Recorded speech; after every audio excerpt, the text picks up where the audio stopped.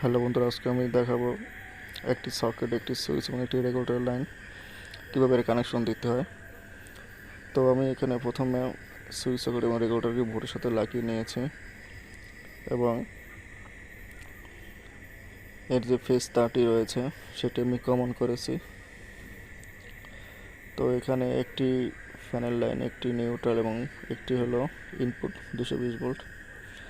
তো এখানে আমি ফেজ লাইনের যেটি ইনপুট হবে 220 ভোল্ট, সেখানে কালো তার দুটি কমন নিউট্রাল এবং লাল তারটি হলো 220 ভোল্ট ফেজ লাইন। এবং ফ্যানের যে লাইনটি রয়েছে একটি কমন করেছি নিউট্রালে এবং অপরটি গেছে রেগুলেটর। এই হলো ফ্যানটি। তো আমার লাগানো কমপ্লিট, আমি এখন চালিয়ে দেখব। তো দেখতে পাচ্ছেন আমার ফ্যানটি চলতেছে এবং আমি আমার টেস্টার দিয়ে চেক করে দেখলাম যে সকেটে লাইন আছে নাকি।